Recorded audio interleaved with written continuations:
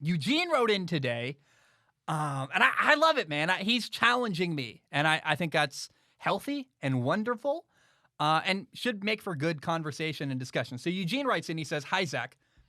Long-time silent lurker, but first-time poster. I'll preface this by saying that the number one reason I am a fan of you is that you own up to your mistakes and abide by self-scout thyself. Awesome. So I'm not coming at this from a point of hate, but regarding the multiple times you've spoken about Cincy passing on Sewell. This take I kind of get, but there's a lot of overall hypocrisy and inconsistency. Right after the Cincy pick getting made, you massively praise Miami for drafting Jalen Waddle, a receiver. What? Why? Going by multiple sources and metrics, Miami's line was arguably worse, or at the very least, the same crappy level with the Cincinnati Bengals. Some other facts for the sake of brevity. Cincinnati invested in an offensive tackle in free agency and have a good young offensive tackle coming back from injury. Miami did not invest in an offensive tackle in free agency. Cincinnati's most dire needs were at guard, not tackle. Miami had a dire need at tackle, and as a Bills fan, I'm ecstatic they passed on Sewell. Tua's injury history is overall a tad more worrisome than Burrow's. Joe Burrow only has recency going against him, and a lot of Burrow's pressure and hits were scheme imposed. Alex Rollins did a video. I don't know who Alex Rollins is. I don't watch anything about football. I only read the news. I try to really avoid all that. I think I've seen him on Twitter. I think he does a good job. But anyway, I'm not. Regardless, he says too long didn't read. Be very angry at Cincy. Yes, I get for passing on Sewell for a receiver, but to praise Miami for doing the exact same. So I get what he's saying here. He's saying that the problem is that it's a double standard. So number one, Eugene, you're not a hater. In fact, you make good points. Eugene, thank you for writing in. Awesome. I love being challenged. I wish people did this more often, honestly. If there's anything you're out there listening, you're like, I hate when you say this. Dude, write in. I love this. It makes me either, when you challenge my opinion, either it strengthens my opinion or it forces me to reevaluate and realize I'm totally wrong. So, Eugene, I hear you. Here's how I feel about this. Number one, the Dolphins and the Bengals both passed on left tackle Penei Sewell out of Oregon, a guy who I think is a fantastic left tackle.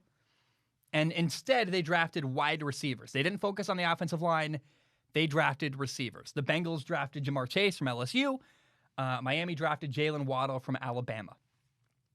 You may not like what I'm about to say next. It's your right to be angry with what I'm about to say. I don't think you are, but here's where I stand on this, man, is that I think they're different situations. I get where you're coming from, but Miami and Cincinnati are different football teams with different needs, and I don't treat every situation the same. And so I look at Cincinnati with Joe Burrow. In 2020 last year, I watched Miami and thought, man, if Tua is going to be successful, he needs more weapons. He needs better receivers. Last year watching the Bengals, receivers were not a problem to me. I thought what Joe Burrow needed was better protection.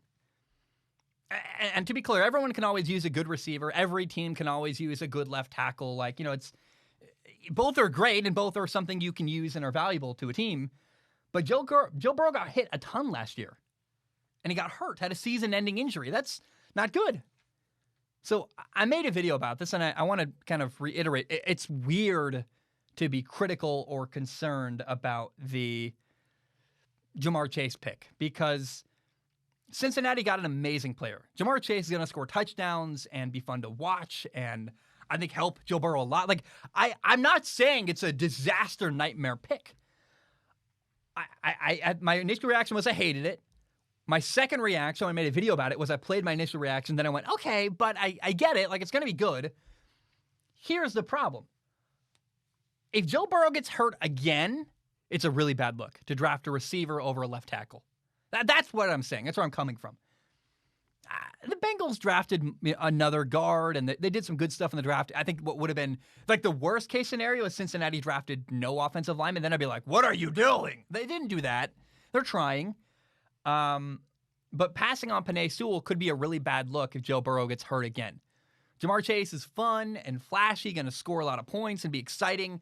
Frankly, it reminds me a lot of when you had Chad Ochocinco and what was it, Terrell Owens? I'm trying to think. There was a point where the Bengals with Carson Palmer had two fantastic receivers. Now they have T. Higgins and Jamar Chase. It's going to be fun and exciting. Like kind of a rejuvenation of Cincinnati, back to the good old days. I really think it's going to be awesome. But I hope they don't regret the pick, because if Joe Burrow gets hurt, that's what I'm saying. If Joe gets hurt, that's awful. Comparing Miami and Cincinnati to me is silly. They're different situations. They're not the same thing. To me, Tua needs good receivers.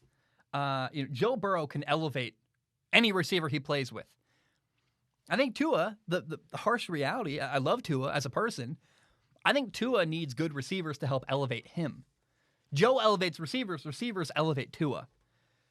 Tua Tagovailoa needs good receivers more than Joe Burrow does. Tua needs help. Joe Burrow needs protection. That's where I'm coming from with this. And look, the Bengals passed on an offensive lineman, put him wherever you want on the line, who's going to be incredible. Penei Sewell, I have the utmost confidence, is going to be fantastic. We'll see who is right. Maybe he tears his ACL, breaks his ankle, and then never plays again. Maybe Penei Sewell is a bust. We'll see. But I don't know that it's the right pick immediately. That my first reaction was they need an lineman. They need to protect Joe Burrow. I think the best thing you can do is protect Joe Burrow. Watch what happened with Andrew Luck. When you don't protect a young quarterback, it's bad. The results are not good. And I know the Bengals got some offensive linemen this offseason, and they're doing something. It's better than nothing. But I leave you with this, man. The most important thing I said here is that if Joe Burrow gets hit a ton next year and gets hurt, then it's a really bad look drafting Jamar Chase over Penei Sewell. So that's my opinion on it. But Eugene, thank you, man. I appreciate you challenging me, challenging my opinion. It's really fun to hear that kind of stuff, and it's a fun exercise. I wish more people wrote in like that, because I think that's some really good stuff right there.